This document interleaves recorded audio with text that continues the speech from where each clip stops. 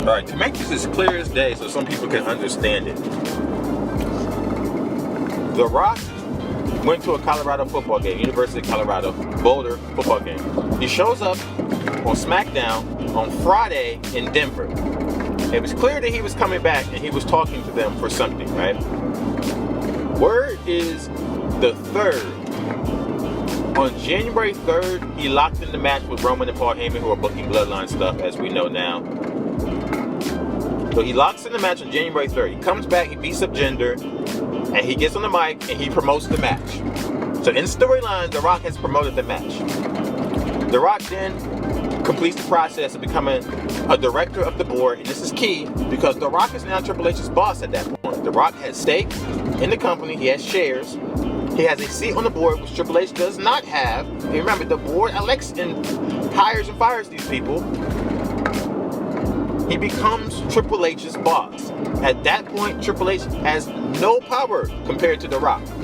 He only has creative power of the storyline.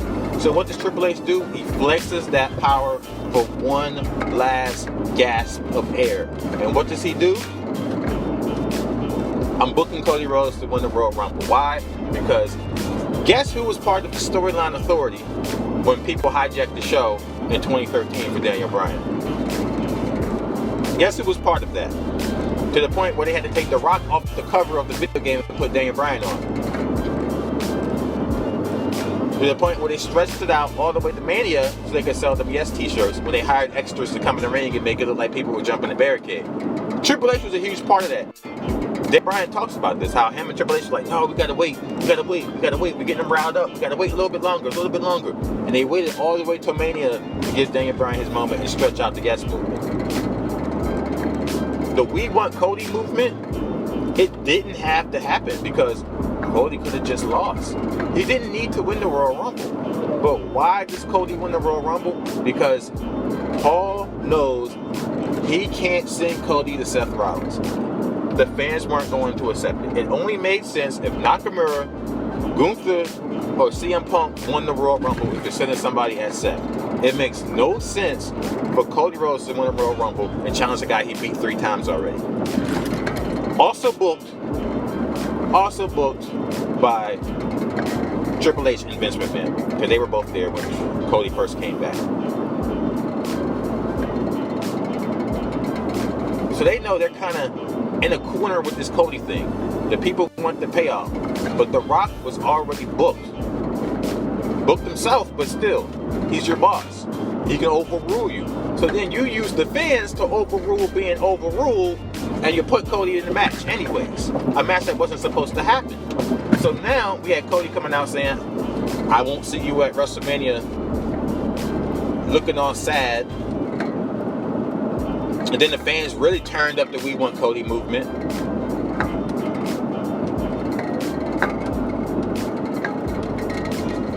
After he said, I won't see you at WrestleMania. Now, I will see you at WrestleMania. I won the Royal Rumble, and they had this stupid press conference. And that's something, Triple H stole from AEW, stole from Tony Khan. And a lot of people say, well, why don't you just go to AEW? He's not going to AEW, man. When Triple H gets fired, he will not go bow down to Tony Khan. There's no way I can see Triple H working for a 40-year-old dude or a 39-year-old dude. Triple H has forgotten more than Tony Khan knows about the wrestling business. There's no way I can see Triple H taking his orders from Tony freaking Khan. The guy who he competed with head-to-head and lost to. He lost to this young guy who don't really know what he's doing. He lost to him. He lost to Tony Khan in like Tony Khan's rookie year. There is no way Triple H would hold that L and then go ask that man for a job. I don't see that happening. Some people see that happening. I don't see that happening. But my point is, this is Triple H's last gasp. This is his last stand. I was watching something, and they showed Bruce Pritchard. He did an interview, I believe, with Vince Russo. And they asked him about the allegations. He basically said, I didn't do nothing. My name's not in there. I didn't do nothing. Like, he basically said, hey, don't ask me about it. My name ain't in there. I'm like, yeah, your name ain't came up yet.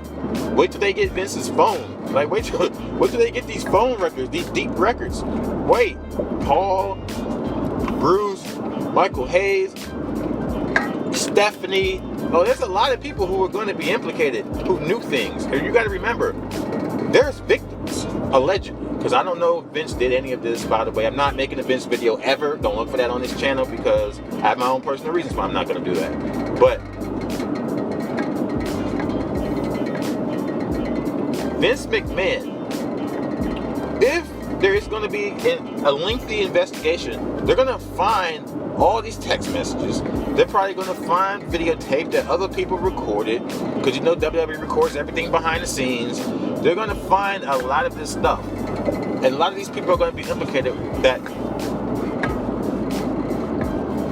they may not be criminally accountable, but civilly they're going to be implicated, and they're also going to be getting sued, and other cases are going to come against some of these people. Especially people who were high-ranking officers, like chief creative officers of the company. And I'm not wishing this on Triple H. I'm just saying, if it looks like a duck and it quacks like a duck, it's a duck. For 30 years, this guy told us who he was. And it's funny because when I make the Triple H Black Wrestlers series, I get some of the most hate comments. People tell me, oh, you don't know what you're talking about because look at Carmelo Hayes. Like, that's Shawn Michaels. Shawn Michaels has given his life to God. Like, Shawn Michaels changed. Triple H never changed. When has Triple H ever invoked God in an interview or a storyline or anything? That man has showed you who he was on day one, and he never changed. There's a reason why I do the series, and I haven't even got to nothing he did in the 90s. Like, you gotta understand, I have so much content on Triple H and him burying black wrestlers.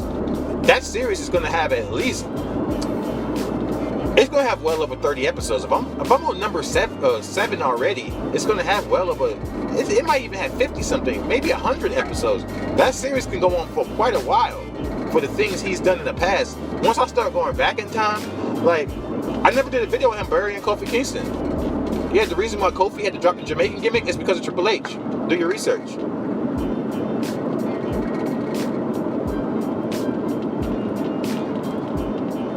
The guy has a history of it, man. The guy has history of a lot of things. It's funny because I think Shawn Michaels was doing, I don't want to say the name of the podcast to get it wrong, but he was doing, no, he might have been doing a media scrum. They got to stop these media scrums. These media scrums are getting dangerous for them too. Shawn Michaels was doing a media scrum, and the dude asked him like, yeah, man, you got any stories from back in the day with the Rockers? Yeah, I heard y'all was going crazy. It's like, what? Why would you ask me something like that right now? Why would you ask Shawn Michaels about something about the Rocker days? Because you know Jannetty up there, you know, we don't know if Jannetty's in the fiction or fact or reality story. You know, Jannetty don't even know where he's coming or going. Jannetty be halfway telling the truth, halfway in the character. So just because Jannetty say something, that don't mean this gospel, it really happened, but they looking at it like that. Like, oh, Sean, you want to elaborate on what Jannetty said? Do you see these lawsuits flying around? Do you see these investigations? Like, no, I don't want to elaborate. But Shawn Michaels handled it like a professional, because like I said, he changed. Shawn Michaels changed. Paul never changed. I'm saying this for a reason. Y'all think 30 years, there ain't nothing?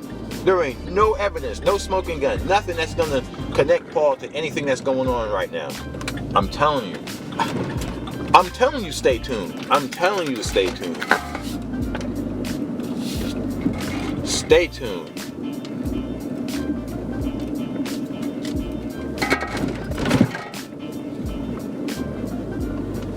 But you know, people like to tell me I'm wrong. People like to tell me I don't know what I'm talking about. And that's cool. I mean, and that's cool. You got your own opinion, but I don't really use opinion. I go by fact. So the fact is, let's just get back to the point. The fact is, if you really wanted there to be no drama, you either could book The Rock to come out at number 30, like Cody came out at number 30 last year.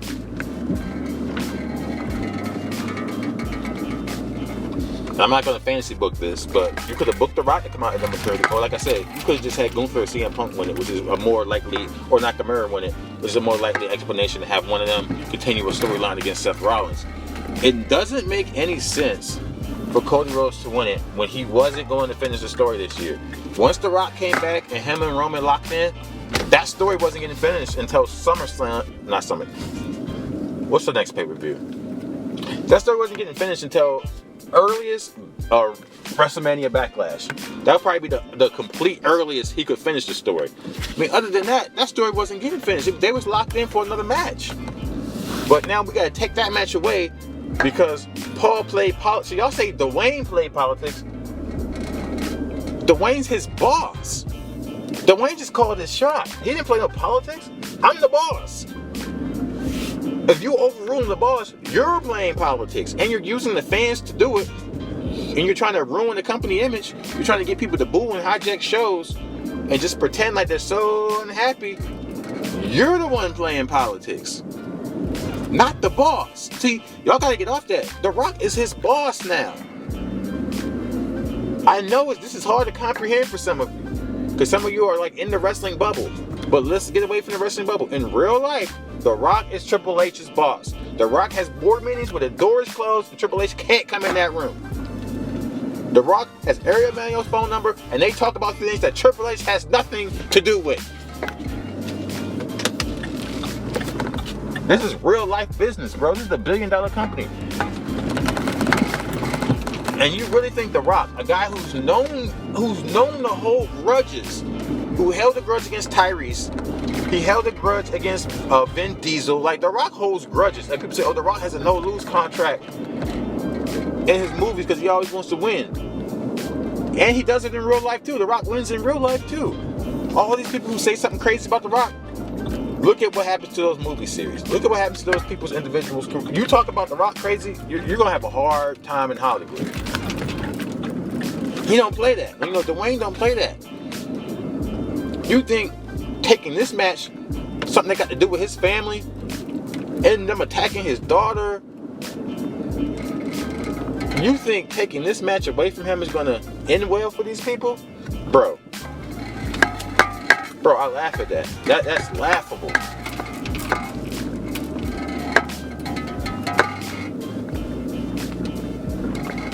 But I really want to see what you guys have to say about this.